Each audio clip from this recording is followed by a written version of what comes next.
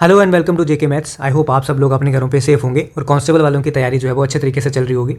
आपको पता है थोड़े दिन रह गए हैं, अब 4-5 दिन रह गए हैं, तो अपनी मेहनत अच्छे से तरीके से करो, कुछ इंजरी विंजरी मत करवा लेना, ठीक है। सेफ रहो अपने घर पे, ठीक है। तो हम लोग क्या पढ़ रहे थे? हम लोग पढ़ रहे थे एवरेजेस, जिसमें हम लोग 2 लेक्चर पढ़ चुके हैं। आज हमारा है तीसरा लेक्चर। 2 लेक्चर में हम लोग काफ़ी चीज़ें मैं सिखा चुका हूँ आपको। पहला लेक्चर तो आपको पता है बिल्कुल बेसिक रहता है, दूसरे में मैं काफ़ी चीज़ें सिखा चुका हूँ। उसके बाद आज भी कुछ कंसेप्ट हैं, 2-3 कंसेप्ट और खत्म करेंगे आज एवरेजेस, ठीक है। और मैं कोशिश करूँगा कि फोर्थ एक और लेक्चर लेके आऊँ जिसमें सारे MCQs होंगे एवरेजेस के, ठीक है। तो हम लोग स्टार्ट करते हैं। अगर आप चैनल पे न्यू हो तो आपको बता दूं कि चैनल को सब्सक्राइब कर सकते हो, और अगर आप टेलीग्राम पे नहीं हो तो हमारे साथ टेलीग्राम पे जुड़ सकते हो बाकी सारी अपडेट्स के लिए। और आप किसी को पेपर चाहिए होता है, अगर मतलब हमारा जो सीरीज़ चल रही है मिशन JKSSB, उसका जो प्रीवियस ईयर पेपर आपको चाहिए होता है तो वहाँ पे आप मुझे डायरेक्ट मैसेज करके पेपर मांग सकते हो, ठीक है। तो चलो हम लोग स्टार्ट करते हैं। एवरेजेस थर्ड चैप्टर क्या है, थर्ड लेक्चर क्या है हमारे पास।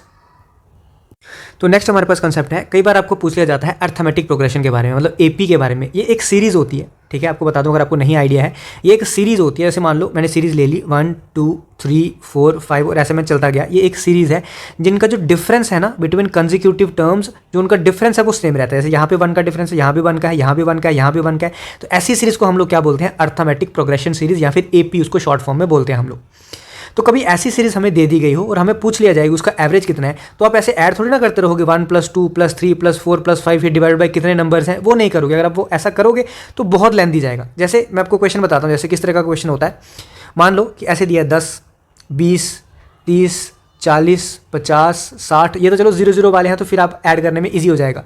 अब मैं ऐसे दे दूँ आपको 11 21, उसके बाद 31 41 51 61, इस तरीके से। अब आप देख रहे हो कि सब में डिफरेंस कितना है, 10 का, यहाँ भी 10, यहाँ भी 10, यहाँ भी 10। इसका मतलब ये कौन सी सीरीज़ है?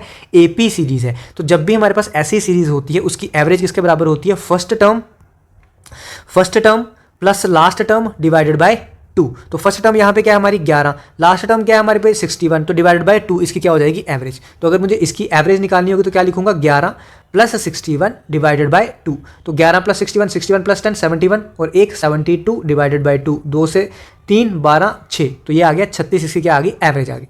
सिमिलरली आपको क्वेश्चन कई बार क्या पूछ लिए जाएंगे, क्वेश्चन इस तरीके से पूछा जाएगा। आपको पूछेगा average of first 16 multiples of 7। क्या पूछेगा? Average of first 16 multiples of 7। तो क्या आप ऐसे लिखोगे क्या? 7 का पहला मल्टीपल 7, दूसरा 14, फिर 21, फिर 28, फिर 35। तो ऐसे करते करते क्या आप 16 मल्टीपल लिखोगे, फिर उनको ऐड करोगे, फिर डिवाइडेड बाय करोगे? ऐसा करोगे क्या? ऐसा करोगे तो फिर तो आपका 2 से 3 मिनट यहीं पे लग जाएंगे, फिर तो ये क्वेश्चन आपका अटेम्प्ट नहीं होगा। अब यहाँ पे आपको क्या देखना है भैया? मल्टीपल्स ऑफ 7 है, तो मल्टीपल्स ऑफ 7 है तो ऑटोमेटिकली बीच में डिफरेंस क्या होगा? हर एक के 7 होएगा। जब डिफरेंस हर एक के बीच में 7 है तो इसका मतलब कौन सी सीरीज बनेगी? AP series. जब AP सीरीज बनेगी इसका मतलब फर्स्ट टर्म क्या है? 7 है। लास्ट टर्म क्या होगी? ठीक है, अब लास्ट टर्म यहाँ पे है, लास्ट टर्म क्या होगी? 7 × 16। क्यों? क्योंकि फर्स्ट टर्म क्या है? 7 × 1, ये है 7 × 2, ये है 7 × 3, और 16 मल्टीपल बोला है तो लास्ट टर्म क्या हो जाएगी? 7 × 16। तो यहाँ से मुझे अगर एवरेज निकालनी होगी तो एवरेज किसके बराबर आ जाएगी? फर्स्ट टर्म मतलब ये, लास्ट टर्म मतलब ये, डिवाइडेड बाय 2। अब यहाँ से करूँगा तो 7, 16 × 7 करूँगा तो 10 × 7 70, और 10 × 6 72, 42, ठीक है। तो ये आ जाएगा 112, ठीक है। 112 डिवाइडेड बाय 2, तो यहाँ से आ जाएगा 119 डिवाइडेड बाय 2। तो जो भी डिवाइड करके आएगा वो आपका क्या आ जाएगा? इसका एवरेजेस आ जाएगा। अगर आप इसको ऐसे लगे रहते कि मैं ऐसा करता हूँ 7 + 14 + 21 + 28 प्लस ऐसा करते करते आप 16 मल्टीपल लिखते इसके, फिर 16 मल्टीपल की कुछ वैल्यू आती वो लिखते, जैसे 119 है सपोज, वो लिखते, फिर करते इसको ऐड सबको, फिर डिवाइड बाय 16 करते, तब तो आपका क्वेश्चन यहीं पर खत्म होता, फिर तो आप इसको नहीं अटेम्प्ट कर पाते। तो आपको क्या देखना है? आपको ये देखना है कि क्या डिफरेंस सेम है। अगर डिफरेंस सेम आ रहा है इसका मतलब ये अर्थमेटिक प्रोग्रेशन वाली सीरीज है, और अर्थमेटिक प्रोग्रेशन वाली अगर सीरीज है तो first term plus last term divide by 2 क्या होगा? इसका एवरेज हो जाएगा। आई होप ये चीज आपको समझ आई होगी। बढ़ते हैं अगले कंसेप्ट पे। अब देखो आगे, हो सकता है आपको 1 2 से 3 मिनट अगले थोड़े से बोरिंग लगे, क्योंकि अगले थोड़े से हमारे पास फार्मूला है, लेकिन हमको पढ़ने तो सारे ही पढ़ेंगे, ठीक है। आप स्किप तो नहीं कर सकते, ऐसा तो नहीं कि मैं फार्मूला छोड़ दूंगा, जो है वो है ही है। नेक्स्ट क्या? Sum of first n natural numbers, ठीक है। सम पूछा है, एवरेज नहीं बोली मैंने, पढ़ा रहा मैं एवरेज हूँ, लेकिन बोला क्या मैंने? Sum of first n natural number. तो सम कितना होता है? n × n + 1 divided by 2। ये फार्मूले आपको याद रखने ही पड़ेंगे। अगर आप ये फार्मूले याद नहीं रखते हो तो आपका क्वेश्चन, ये मैं सही बता रहा हूँ, आपका क्वेश्चन इतना मुश्किल बन जाएगा कि आप इसको कर ही नहीं पाओगे, ठीक है। जैसे आपको बोल दिया जाएगा सम ऑफ फर्स्ट 500 नेचुरल नंबर्स, तो क्या 500 नेचुरल नंबर लिखोगे क्या वहाँ पे? नहीं लिख पाओगे ना। या पूछा होगा average of first 500 natural numbers, तो क्या वहाँ पे फर्स्ट 500 नंबर लिखोगे? अगर नहीं लिख पाओगे तो आपको छोड़ना ही पड़ेगा ये इक्वेशन। तो इससे अच्छा क्या है कि आपको 2-3 जो फॉर्मूले हैं वो आपको याद रखने पड़ेंगे। तो ये सम का फॉर्मूला है। अगर एवरेज की बात करूँ तो नंबर्स कितने हैं टोटल n, तो एवरेज के केस में मैं क्या कर दूंगा, इसको n से क्या कर दूंगा डिवाइड, तो मेरी क्या आ जाएगी एवरेज। तो ये सम का फॉर्मूला याद रखना, ठीक है। जैसे पूछा होगा sum of first 10 natural number, suppose मैं छोटा लेके चलता हूँ थोड़ा सा, 10 नेचुरल नंबर पूछा है सम, तो मैं क्या लिखूंगा 10 इंटू 10 प्लस 1 डिवाइडेड बाई 2, तो आ जाएगा 10 इंटू 11 डिवाइडेड बाई 2, तो आ जाएगा 55।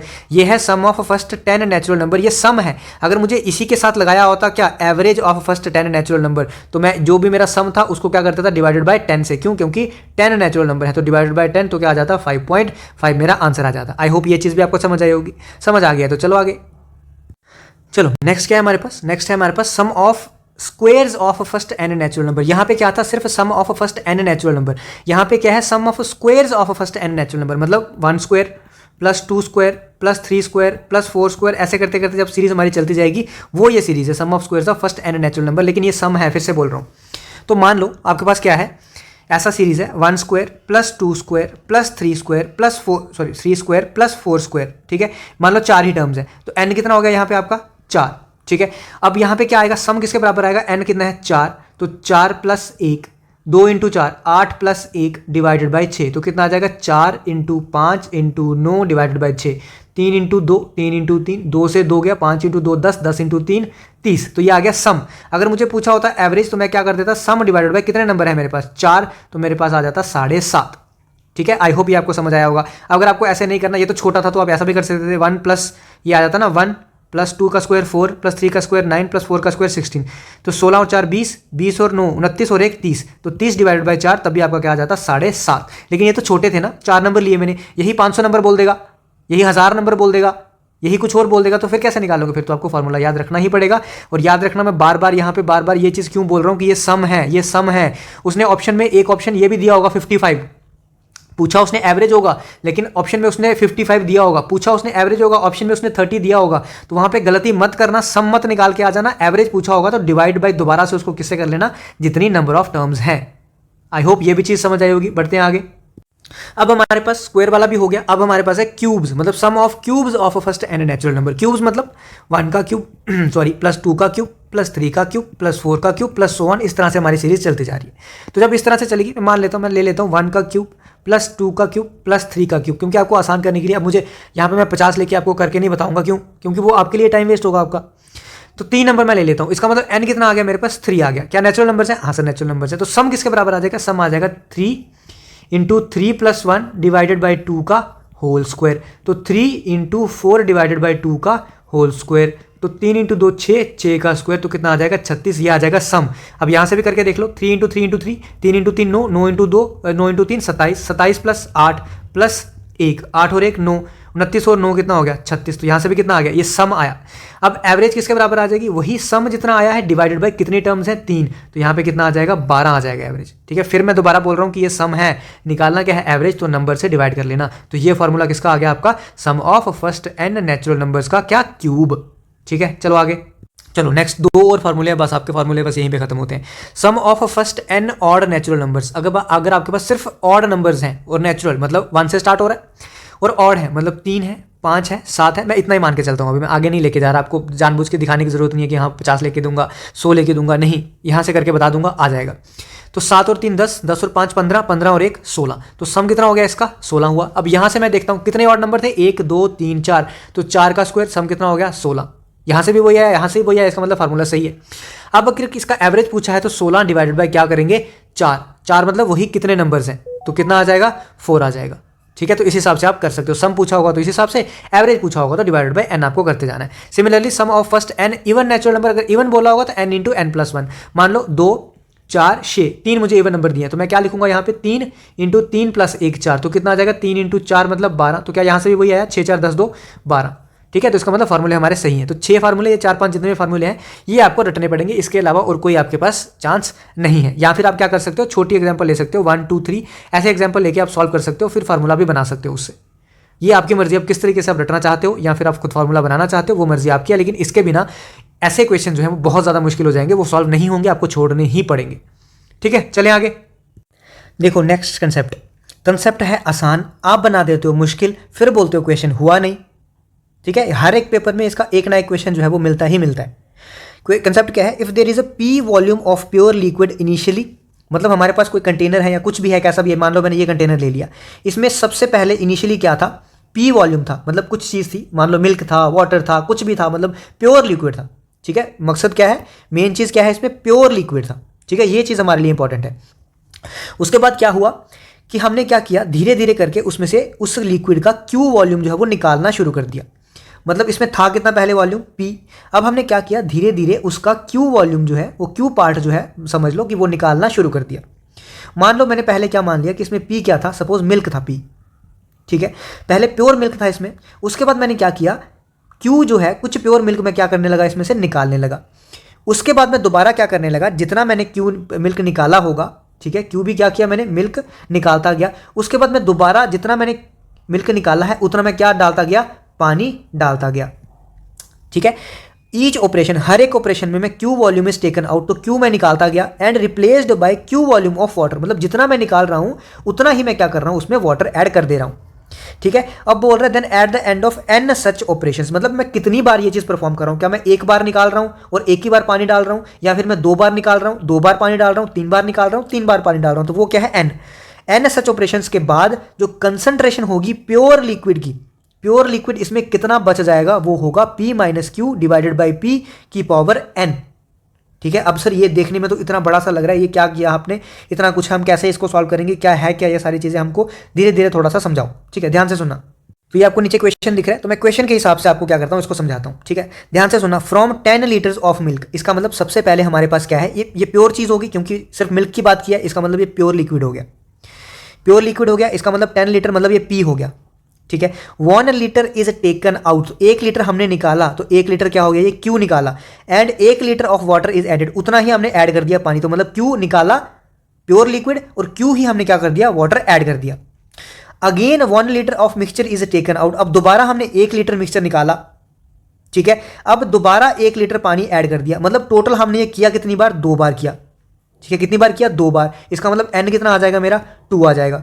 P क्या था मेरे पास स्टार्टिंग में, P था प्योर लिक्विड, तो P कितना था, 10, निकाला कितना उसमें से, Q मतलब 1 डिवाइडेड बाय P कितना है, 10, और कितनी बार किया, 2 बार किया, तो अब कंसंट्रेशन कितनी बचेगी, वो आ गई K, तो यहां से कितना आ जाएगा, 9 डिवाइडेड बाय 10 का स्क्वायर, तो मतलब 81/100 आ जाएगा K। इसका मतलब अगर मैं बात करूं कि टोटल मिक्सचर 100 है, उसमें से पहले का कंसंट्रेशन मतलब प्योर जो मिल्क था, मिल्क का कंसंट्रेशन कितना है, 81, ये टोटल आएगा नीचे, ये नीचे क्या आएगा, टोटल, और ये क्या आएगा, मिल्क का कंसंट्रेशन, मतलब मिल्क इतना होगा। अगर मुझे अभी कोई पूछे कि वाटर कितना होगा, अगर टोटल 100 है, ठीक है, टोटल कितना है मेरे पास 100, उसमें से मिल्क कितना है मेरे पास 81, तो वाटर कितना बचेगा, 19 बचेगा।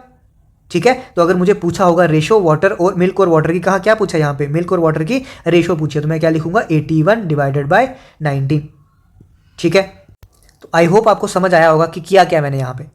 ठीक है, ये क्या था, P मतलब प्योर लिक्विड, ये Q कितना हमने उसमें से निकाला, ये दोबारा P प्योर लिक्विड, ये क्या है 2 मैंने क्यों लिखा, क्योंकि ये 2 बार हमने परफॉर्म किया, एक बार निकाला वाटर ऐड किया, दूसरी बार निकाला वाटर ऐड किया, 2 बार। कई बार क्वेश्चन में क्या पूछा जाएगा, एक बार आपको दिया होगा कि 1 litre of water is taken out and 1 litre of water is added, ऐसे दिया होगा, और साथ में बोला होगा दिस ऑपरेशन, ठीक है, this operation is performed 2 more times, क्या बोला होगा, 2 मोर टाइम्स, इसका मतलब एक बार तो हुआ ही हुआ है क्वेश्चन में, उस क्वेश्चन में, उसके बाद 2 बार और परफॉर्म कर रहे हैं, इसका मतलब टोटल कितनी बार हो गया, 3 बार हो गया। कई बार बोला होगा the operation is performed 2 times, more नहीं बोला होगा, सिर्फ बोला होगा 2 टाइम्स, इसका मतलब टोटल 2 ही बार हुआ है। कई बार बोला होगा ऑपरेशन इज परफॉर्म्ड 10 टाइम्स, मतलब 10 बार हुआ है।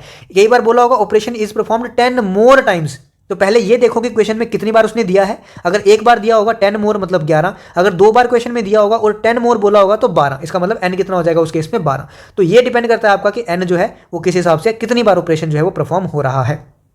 इसमें जो ऊपर वाली कंसंट्रेशन आती है वो आती है पहली चीज की जो प्योर लिक्विड था, उसके बाद जो नीचे आती है वो है टोटल की। तो आई होप ये चीज आपको समझ आई होगी। कंसेप्ट बहुत आसान है लेकिन इसको बच्चे मुश्किल बना देते हैं। ठीक है, तो ये गलती मत करना कि नीचे वाले को क्या ले लेना कि दूसरा लिक्विड, नीचे वाला क्या है टोटल, गलती यहीं पे होगी। अब इस क्वेश्चन में आप पता क्या कर दोगे, उसने पूछा होगा मिल्क और वाटर की रेशियो, तो आप क्या करोगे, मिल्क इतना वाटर 100 हो जाएगा, गलत क्यों, क्योंकि यहाँ से ये आया, ये 100 क्या है, ये टोटल है, ये वाटर नहीं है। टोटल में से जब मिल्क निकालेंगे तब जो 19 बचेगा वो बचेगा वाटर, यही यहाँ पे प्रॉब्लम दूसरी ये आएगी। ठीक है, आई होप समझ आया होगा। बढ़ते हैं आगे। चलो जरा आपका एक क्वेश्चन का टेस्ट ले लिया जाए, मैं भी तो देखूंगी कितना पढ़ रहे हो आप। क्वेश्चन देखो, द एवरेज ऑफ, एक मिनट रुको, the average of 89 number is 235। 89 numbers है हमारे पास, उनकी एवरेज कितनी है 235। After excluding one of the number, एक नंबर हमने क्या कर दिया, एक्सक्लूड कर दिया। The average remains the same, average क्या रही, सेम रही। तो बताओ जो नंबर एक्सक्लूड किया वो क्या होगा। सर ये तो क्या बकवास सा क्वेश्चन, सर इतने से क्वेश्चन दे रहे हो। पहले नंबर है 89 और एवरेज कितनी है 235, तो सर 89 इंटू 235 ये क्या हो गया, सम। अब एक नंबर एक्सक्लूड किया है सर, मान लो कि मैंने x एक्सक्लूड कर दिया, तो x divided by total number कितने बचे सर, पहले 89 थे अब बचे 88। एवरेज कितनी रही, एवरेज तो सर सेम ही रही, इसका मतलब एवरेज कितनी आ जाएगी 235 ही आएगी। तो सर इसको करेंगे इससे मल्टीप्लाई और इसको भी इससे मल्टीप्लाई करेंगे, फिर इसको इसमें से सब्ट्रैक्ट कर देंगे तो x आ जाएगा। सर ये क्या बकवास का क्वेश्चन था, 2 मिनट का क्वेश्चन था, आराम से हो जाएगा। लेकिन यहाँ पे आपने क्या मिस कर दिया, ऐसे करोगे 2 से 3 मिनट गए, 89 इंटू 235 करना मुश्किल हो गया, 88 इंटू 235 करना मुश्किल हो गया। अब यहाँ पे आपने क्या ध्यान नहीं दिया, मैंने आपको पहले ही लेक्चर में, इसीलिए मैं पहला लेक्चर क्या पढ़ाता हूँ, बहुत स्लो पढ़ाता हूँ और तरीके से पढ़ाता हूँ। क्या बोला था कि अगर कोई, ठीक है ध्यान से सुनना, मैंने क्या बोला था, अगर कोई जा रहा है, ठीक है, अगर कोई बंदा जा रहा है और सेम चीज़ लेके जा रहा है, ठीक है, सेम लेके जा रहा है, तो एवरेज जो है वो चेंज नहीं होती, एवरेज सेम रहती है। यहां पे कोई बंदा गया, after excluding one of the number, एक नंबर हमने निकाला, एवरेज चेंज नहीं हुई, इसका मतलब जो निकला होगा वो क्या होगा, वही तो नंबर होगा, 235 ही होगा। अगर 235 आता और एवरेज चेंज नहीं होती, मतलब अगर कोई नंबर आता और एवरेज चेंज नहीं होती, तब क्या आता, 235 ही आता। अगर कोई गया, एवरेज चेंज नहीं हुई तो 235 ही गया, तो ऑप्शन क्या आ जाएगा इसका, 235 डायरेक्टली आ जाएगा। तो आपको ये करने की ज़रूरत नहीं है, ये JKSSB का ही प्रीवियस ईयर क्वेश्चन है।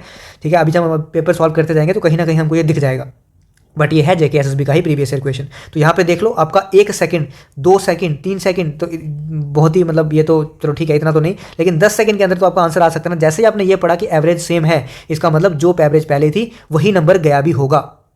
ठीक है, आई होप समझ आया होगा। अब बढ़ते हैं आगे।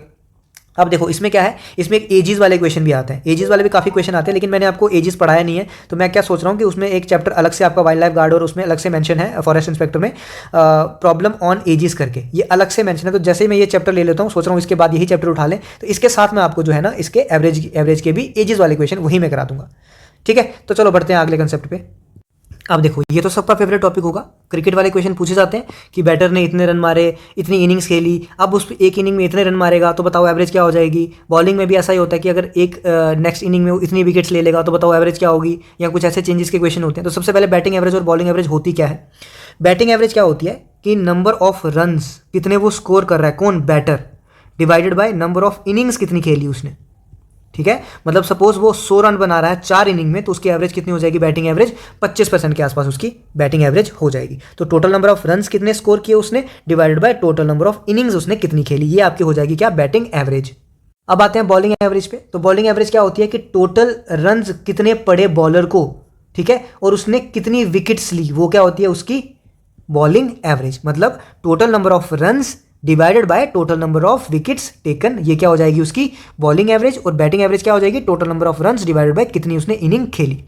ठीक है, तो आई होप आपको ये बेसिक चीज़ तो समझ आई होगी। अब इसमें देखना, ध्यान से देखना, वैसे तो इसको सॉल्व करने के तरीके बहुत सारे हैं, हर क्वेश्चन को सॉल्व करने के 1 2 3 तरीके तो होते ही होते हैं, लेकिन फिर मैं आपको इसमें एक चीज़ मैं आपको बता दूं कि ऐसे क्वेश्चन में ना कोशिश करना कि ट्रेडिशनल वाले से ही जाओ। ठीक है, फिर मैं क्यों बोल रहा हूँ, मैं आपको बताऊंगा मैं क्यों बोल रहा हूँ, लेकिन कोशिश करना इस वाले क्वेश्चंस में ट्रेडिशनल वाले से ही जाओ। अगर शॉर्टकट लगाना आपको बहुत अच्छे से आ चुका है, मास्टरी कर चुके हो, तभी आप उसमें शॉर्टकट लगा सकते हो, लगा लेना, लेकिन उसके अलावा आप शॉर्टकट इसमें मत लगाना। जैसे कि मैं बताता हूँ क्वेश्चन किस तरह से पूछे जाते हैं।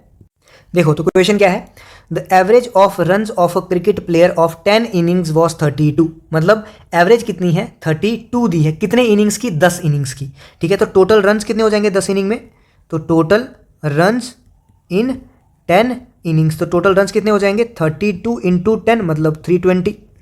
अब वो बोल रहा है how many runs must he make in his next inning. इसका मतलब नेक्स्ट इनिंग होगा, इनिंग्स नहीं होगा, इनिंग होगा। ठीक है, अगली इनिंग में, मतलब पहले कितनी इनिंग थी 10, इसका मतलब अब इनिंग क्या होगी 1 से इंक्रीज हो गई, तो अब टोटल इनिंग्स कितनी हो गई टोटल इनिंग्स होगी 11, कितना रन वो 11th इनिंग में मारेगा ताकि उसकी एवरेज जो है वो 4 से इंक्रीज हो जाए। ठीक है, पहले एवरेज कितनी थी 32, न्यू एवरेज कितनी है, ध्यान से सुनना, न्यू एवरेज कितनी है 36, मतलब 4 से इंक्रीज, तो मैं ऐसे लिख सकता हूँ 32 + 4 कितनी हो गई 36। तो बताओ कितने वो रन स्कोर करेगा। तो पहले रन कितने थे 320 10 इनिंग्स में, मान लो कि अगली 11th इनिंग में वो x रन मारता है। अब ये हो गया total sum divided by total inning. अब इनिंग कितनी होगी 11, एवरेज कितनी हो गई 36। तो यहाँ से मैं अगर करूँगा 320 + x = 36 × 11, तो 320 + x = 360 + 36 396, यहाँ से आ गया आपका x = 76। ठीक है, ये आ गया। अब ये जो है ना, अब अगर इस तरीके से आप कर रहे हो तो आप सबसे सेफ हो इन क्वेश्चंस में। नहीं तो आपको शॉर्टकट मैंने बता रखे हैं, ऐसा नहीं है मैंने बता नहीं रखे, मैंने पहले ही लेक्चर में आपको बता दिया था। देखो अगर मैं शॉर्टकट से करना होता तो मैं किस तरीके से करता, देखना ध्यान से सुनना। देखो अब शॉर्टकट से मुझे करना होता एडवांस से, तो मैं क्या करता, ध्यान से चीज़ों को सुनना। 10 इनिंग की एवरेज कितनी दी है 32, एक इनिंग की एवरेज कितनी होगी निकालनी है, ताकि ओवरऑल कितनी इनिंग्स होगी 11, ताकि ओवरऑल इनिंग्स की 11 कितनी हो जाए 36। 36 क्यों, 32 से 4 इंक्रीज हो जाए, मतलब 36। तो मैं मान लेता हूं कि इस इनिंग की भी एवरेज कितनी है 36। ठीक है, लेकिन अब यहाँ पे आप देख रहे हो ये 36 से कितना कम है, 4 कम है, कितनी इनिंग्स है 10। तो यहाँ पे मतलब ओवरऑल अब देखूँ तो कितनी कमी आ रही है ओवरऑल 40 की। ठीक है, यहाँ पे भी 36 है, तो यहाँ पे अगर ओवरऑल 40 की कमी आ रही है तो मुझे यहाँ पे इसमें क्या करना पड़ेगा, इस 40 की कमी को पूरा करना पड़ेगा ताकि मेरी एवरेज कितनी रहे, सेम रहे। तो जब मैं 40 की कमी यहाँ पे पूरी करूंगा, मतलब ऐड करूंगा 40, तो कितना हो जाएगा 76। अब यहाँ पे भी 76, यहाँ पे भी 76, यहाँ पे कोई कैलकुलेशन नहीं करनी पड़ी, यहाँ पे थोड़ी कैलकुलेशन करनी पड़ी, लेकिन ये आप तभी करोगे जब आपको थोड़ा सा मास्टरी हो गया होगा, थोड़े से क्वेश्चन सॉल्व आपने इन तरीके से किए होंगे। मैंने तो सारे क्वेश्चन वैसे इसी तरीके से करवाए हैं, ये मैंने आपको बताया है हर क्वेश्चन में कि इस तरह से आप कर सकते हो, लेकिन मैंने इसी तरीके से आपको कराया। तो अब इस तरीके से भी कर सकते हो, मर्जी आपकी है, लेकिन जब तक आपकी इसमें मास्टरी ना हो इसमें छेड़छाड़ नहीं करना। ठीक है, चले आगे, चलो जरा नेक्स्ट क्वेश्चन देखते हैं। नेक्स्ट क्वेश्चन क्या है, नेक्स्ट क्वेश्चन क्या बोल रहा है, 1 second. A cricketers average of runs from x innings, मतलब एक्स इनिंग है और उसकी एवरेज कितनी है एक्स इनिंग में 36 है। ध्यान से सुनना, एक्स इनिंग्स में एवरेज कितनी है 36, इसका मतलब टोटल रन्स कितने हो जाएंगे 36 × x। ठीक है, if he scores 134 in the next inning, तो अब सम कितना हो जाएगा 36x था, अब वो अगली इनिंग में 134 रन स्कोर करता है, तो टोटल सम इतना हो गया। एवरेज किसके बराबर होगी, सम डिवाइडेड बाय इनिंग्स, पहले कितनी इनिंग्स थी x, अब एक और इनिंग आ जाई, नेक्स्ट इनिंग मतलब एक और इनिंग, तो इनिंग्स कितनी होगी x + 1। अब एवरेज कितनी होगी 2 मोर, मतलब पहले अगर 36 थी तो अब कितनी आ जाएगी 38। तो यहाँ से इसको मैं सॉल्व करूँ अगर, तो 36x + 134 = 38x + 38। यहाँ से अगर मैं करूँ तो 2x = 96, तो x = 48। ये तरीका हो गया, बिल्कुल सेफ हो आप इन तरीके से, बिल्कुल सेफ हो। और ये क्वेश्चन ज़्यादा लेंथी नहीं जाते हैं। ठीक है, ये क्वेश्चन जो है वो ज़्यादा लेंथी नहीं जाते, इनमें बहुत सारी कैलकुलेशन नहीं होती बाकी क्वेश्चंस की तरह। तो ये तो आ गया आप सेफ तरीका, लेकिन बात वही है कि मुझे एडवांस भी बताना है। कुछ बच्चे तो होंगे जो एडवांस का वेट कर रहे होंगे कि हमको भी एडवांस सीखना है।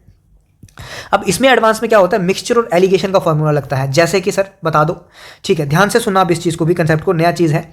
कितनी इनिंग्स थी, तो पहले यहाँ पे लिखो इनिंग्स कितनी है, कितनी इनिंग्स थी एक्स इनिंग्स। अगर बैटिंग हो तो इनिंग्स लिखूंगा, अगर बॉलिंग हो तो विकेट्स लिखूंगा। यहाँ पे ध्यान रखना, मैं यहाँ पे मेंशन कर देता हूँ, रुको मैं यहाँ पे मेंशन कर देता हूँ विकेट्स और इनिंग्स। अगर बैटिंग होगी तो मैं यहाँ पे इनिंग्स मेंशन करूंगा, अगर बॉलिंग होगी तो मैं यहाँ पे विकेट्स मेंशन करूंगा। तो पहले कितनी इनिंग्स थी एक्स, उसके बाद कितनी इनिंग इंक्रीज हुई, एक और इनिंग बढ़ी। ठीक है, एक्स इनिंग की एवरेज कितनी थी 36, एक इनिंग में 134 रन स्कोर किया, तो एवरेज भी कितनी होगी 134, क्योंकि एक ही इनिंग है।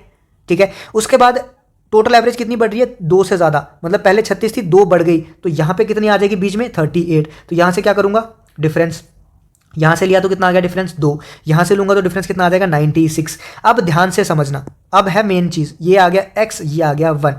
अब मुझे 2 से 1 कैसे जाना है भैया, डिवाइड बाय किससे, डिवाइड बाय 2 करके। 2 से कहाँ जाना है 1, क्योंकि मुझे निकालना क्या था x निकालना था ना, तो मुझे उल्टा जाना है।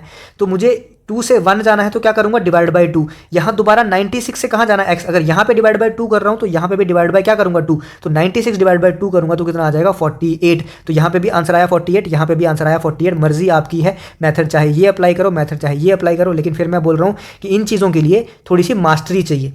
थोड़े से 10, 12, 15 क्वेश्चन सॉल्व करोगे तो आपकी इसमें मास्टरी होगी। तो वैसे मैंने आपको एलिगेशन अभी पढ़ाया नहीं है, जब मैं एलिगेशन पढ़ाऊंगा तो ये चीज़ें मैं वहाँ पे बताने वाला हूँ, ऐसा नहीं है कि मैं नहीं बताऊंगा। लेकिन फिर भी कोई बच्चा होगा जिसने पढ़ रखा होगा, जो उम्मीद रख रहा होगा कि यहाँ पे हम इसीलिए पढ़ने आ रहे हैं कि थोड़ा सा एक्स्ट्रा कुछ सीखने को मिलेगा, तो वो मैंने उनके लिए बता दिया। ठीक है, आई होप समझ आया होगा। अगले क्वेश्चन पर बढ़ते हैं। अब देखो बॉलिंग वाला भी सवाल आ गया। अब आपको पता चलेगा कि मैं आपको क्यों बोल रहा था कि इसमें शॉर्टकट कम अप्लाई करना, ठीक है, जहां तक अवॉइड हो सके अवॉइड करना इन क्वेश्चन में, क्रिकेटर वाले में। क्यों बोल रहा था, ध्यान से सुनो। The bowling average of a cricketer was 18, तो बॉलिंग एवरेज कितनी थी उसकी, 18 थी।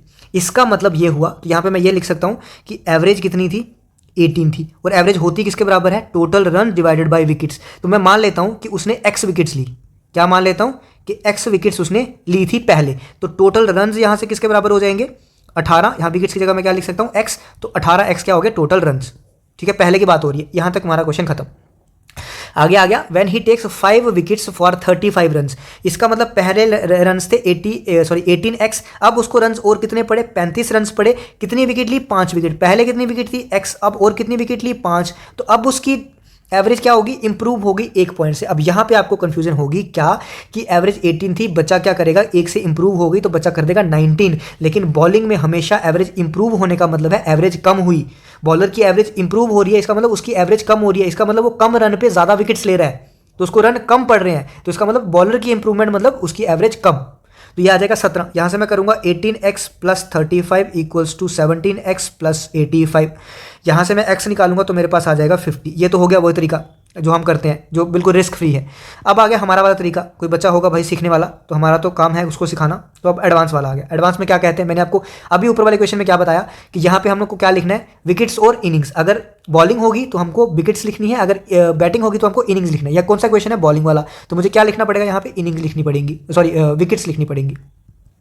ध्यान से सुनना। तो मैं मान लेता हूं पहले विकेट्स कितनी थी, एक्स, उसके बाद उसने कितनी विकेट्स ली, और 5। इतना समझ आ गया, हाँ सर समझ आ गया। कितने रन थे पहले, 18 थी उसकी एवरेज, तो 18 आ गई। अब कितनी एवरेज होगी, अब सर 35 हो गया, गलत। इसीलिए मैं बोलता हूं शॉर्टकट नहीं, 35 एवरेज नहीं है, 35 रन दे रहा है 5 विकेट लेके, तो एवरेज कितनी होगी, total run divided by total wickets, तो एवरेज कितनी होगी, 7। यहाँ पे यही गड़बड़ करोगे तो यहाँ पे 35 नहीं आएगा, यहाँ पे क्या आएगा, यहाँ पे आएगा 7। इसकी एवरेज कितनी है, 7। अब इंप्रूव होगी 1 पॉइंट से, पहले कितनी थी 18, 1 से इंप्रूव होगी, इसका मतलब एवरेज कितनी होगी, 17। तो निकालो जी क्या डिफरेंस, यहाँ पे आ गया 10, यहाँ पे आ गया 1। अब चाहिए क्या, ये यहाँ से यहाँ कैसे पहुँच सकते हैं, 5 से मल्टीप्लाई करके। तो यहाँ से यहाँ भी कैसे पहुँचेंगे, 5 से मल्टीप्लाई करके, तो कितना आ जाएगा, 50। तो यहाँ पे भी कितना आया, 50। तो है कोई डिफरेंस नहीं, आंसर क्या आ रहा है, सेम। लेकिन यहाँ पे कंफ्यूजन कहाँ पे, पहली कंफ्यूजन ये आप 18 लिखोगे इसको, सॉरी 19 कर दोगे इसको, लेकिन बॉलिंग में एवरेज इंप्रूव होना मतलब कम होना। दूसरा कहाँ कंफ्यूजन होगी, यहाँ पे आप 35 लिख दोगे। क्यों लिखोगे 35, क्योंकि 35 रन है, लेकिन हमको लिखनी क्या है, यहाँ पे एवरेज लिखनी है। ये 18 क्या थी, एवरेज थी, यहाँ पे भी एवरेज लिखनी है। अब 5 विकेट लेके 35 रन दे रहा है, तो एवरेज कितनी होगी, 7 होगी। यहाँ पे दूसरी गलती हो जाएगी और क्वेश्चन आपका हो जाएगा गलत। आप बोलोगे कि सर ने पढ़ाया नहीं, मैंने तो पढ़ाया था, आपने सीखा नहीं। इसीलिए ध्यान से समझो, थोड़ा टाइम लग जाएगा, 5 मिनट लगेंगे, 10 मिनट लगेंगे, 15 मिनट ज़्यादा लग जाएंगे, लेकिन आपको सीखने को क्या मिल रहा है वो चीज़ देखो। आपको सही पढ़ने को मिल रहा है कि नहीं मिल रहा है, उस चीज़ पे ध्यान दो, ठीक है। तो मर्जी आपकी है, मेथड आप कोई भी चूज करो जो आपको आसान लगता है, लेकिन मेरी कोशिश यही है कि आप इन मेथड्स पे क्या करो, थोड़ी सी मास्टरी कर लो, ताकि जब आप एग्जाम में जाओ, अभी वाला नहीं, हो सकता है 1 साल बाद, हो सकता है 2 महीने बाद, 4 महीने बाद, जब आप सही से इसको सीख जाओ, सही से क्वेश्चन इसमें करने आ जाए आपको, तो उस समय आपकी इतनी मास्टरी हो जाएगी कि बाकी बच्चा जब पेपर कर रहा होगा तो आपका जो है, सबसे पहले आप क्या करोगे, मैथ सेक्शन, बच्चे क्या करते हैं सबसे पहले मैथ सेक्शन को छोड़ते हैं कि बाद में देखेंगे होगा, तो आपकी इतनी मास्टरी हो जाएगी कि मैथ सेक्शन आप सबसे पहले अटेम्प्ट करोगे और टाइम भी नहीं लगेगा। ये मेरी गारंटी है अगर आप इस तरीके से पढ़ रहे हो तो, ठीक है। चलो हम लोग आगे बढ़ते हैं अगले क्वेश्चन पे। चलो जी नेक्स्ट देखो, ध्यान से देखना, इसको भी अच्छे क्वेश्चन लाया मैंने सारे। The cricketers average of runs from 20 innings was 48। 20 innings के रन कितने हैं, 48। तो टोटल रन की एवरेज है 20 इनिंग्स की 48, तो 48 एवरेज है, तो टोटल रन कितने हो जाएंगे भैया, 20 इनिंग्स है, 48 रन है, तो टोटल ये हो जाएगी एवरेज, तो कितना हो जाएगा ये 960। ठीक है, समझ आ गया sir. How many runs did the player score in the next inning. तो ये पहले कितने थे, 960। मैं मान लेता हूं कि x रन वो नेक्स्ट इनिंग में मारता है, divided by total number of innings कितनी थी, पहले थी 20, अब होगी 1 से इंक्रीज मतलब 21। अब उसकी एवरेज कितनी हो जाती है, 51 हो जाती है। यहां से करोगे सॉल्व तो कितना आएगा, 960 plus x equals to 51 into 21। जब यहां से सॉल्व करोगे तो x आएगा 111। ये तो हो गया बिल्कुल वही सेफ तरीका, बिल्कुल कोई रिस्क नहीं, रिस्क फ्री। अब हमको क्या करना है, हमको तो रिस्क लेना है ना थोड़ा सा, तो हमको रिस्क लेना, तो हम क्या करेंगे, हमको पता है हम क्या करते हैं, 20 इनिंग्स दी, एवरेज कितने थे 48, नेक्स्ट इनिंग में कितनी एवरेज होगी ताकि ओवरऑल 21 इनिंग में एवरेज कितनी हो जाएगी 51। ये क्वेश्चन था, हाँ सर ये क्वेश्चन था। तो मैं मान लेता हूँ जो टोटल एवरेज होती है ना वही मैं मानता हूँ कि मैं मान लेता हूँ कि इसकी भी एवरेज कितनी होगी 51, लेकिन ये कितना कम है, 3 कम है और टोटल कितनी है 20। तो मुझे बैलेंस करने के लिए यहाँ पे 60 कम आ रहा है, यहाँ पे मुझे बैलेंस करने के लिए 60 इंक्रीज करना पड़ेगा, तो कितना हो जाएगा 111। तो इसका मतलब ये जो एक इनिंग है उसके रन कितने होंगे 111 होंगे। आई होप ये भी समझ आया होगा। ये आ गया आपका तरीका नंबर दूसरा। अब सर कोई और भी बता दो, बिल्कुल है हमारे पास तीसरा तरीका भी है। तीसरा तरीका बिल्कुल आसान जो हम शुरू से करते आए हैं कि पहले कितनी एवरेज थी 48, अब कितनी इनिंग्स होगी, पहले इनिंग कितनी थी 20, अब इनिंग्स कितनी होगी, एक इंक्रीज हो गई, ठीक है 21 इनिंग होगी और एवरेज कितनी इंक्रीज हुई 3 डिवाइडेड बाय एक इनिंग का चेंज आ रहा है। तो ये हम शुरू से पढ़ते आए हैं 48 प्लस 21 इंटू 3 तो कितना आ गया 48 प्लस 63 तो कितना आ गया 111। यहाँ से जहाँ मर्जी से करो, मर्जी आपकी है, मेथड मेरे नहीं, मतलब मैथ्स के ही है, हर कोई करवाता है। बट प्रॉब्लम यह है कि सारे लोग ये मेथड बताते नहीं है, वो पहले ही डर जाते हैं कि बच्चों को पता नहीं समझ आएगा कि नहीं आएगा, या उनको भी आता होगा कि नहीं पता नहीं, बट फिर भी वो नहीं बताते कि बच्चों को पता नहीं समझ आएगा कि नहीं। लेकिन फिर भी अब ये बताओ, इस पर ये बताने में आपको हो सकता है 2 मिनट एक्स्ट्रा लग जाए, लेकिन 10% बचा तो ऐसा होगा जिसको पहली बार में समझ आएगा, फिर दूसरी बार में 10% और होगा जिसको समझ आ जाएगा। ऐसे करते करते 2 बार बच्चे देखेंगे, 3 बार बच्चे देखेंगे तो वो कर जाएंगे। ऐसा नहीं है कोई कुछ बहुत मुश्किल है, बहुत आसान है। तो अगर आपने अभी पढ़ा है, आपको पता चल चुका होगा कि ये चीज़ें जो है बहुत आसान है। तो आज के लिए हम इतना ही रखते हैं, ठीक है। मिलेंगे अपने नेक्स्ट लेक्चर में। तो आपको अपडेट दे दूं कि टेलीग्राम लिंक जो आपको है वो डिस्क्रिप्शन में मिल जाएगा। जो भी आपका डाउट होता है सब्जेक्ट रिलेटेड सारा आपको वहाँ पे मिल जाएगा। और हमारा मिशन चल रहा है, मिशन JKSSB, जिसमें हम PYQs करते हैं। 10 सेशंस हम लोग कर चुके हैं और आप देख लो कि कितने क्वेश्चन वहाँ पे प्रीवियस ईयर JKSSB के ही अगले पेपर में रिपीट होते हैं। जैसे 2024 के क्वेश्चन 2025 में 5 से 6 क्वेश्चन रिपीट हुए हैं, ठीक है। तो इस तरीके से क्वेश्चन रिपीट होते हैं। तो ये देखना आपके लिए बहुत जरूरी है, चाहे वो कोई भी हो, JKPSI हो, NT हो, वाइल्ड लाइफ गार्ड हो, फॉरेस्ट इंस्पेक्टर हो, लैब अटेंडेंट हो, जिनके भी सिलेबस में मैथ्स है वो सबको ये देखना ही देखना है, ठीक है। तो आई होप आपको चीज़ें पसंद आ रही हैं। अगर पसंद आएंगे तो JK मैथ्स को सब्सक्राइब कर देना, वीडियो को लाइक और शेयर कर देना। मिलते हैं अपने नेक्स्ट लेक्चर में। Tata bye bye.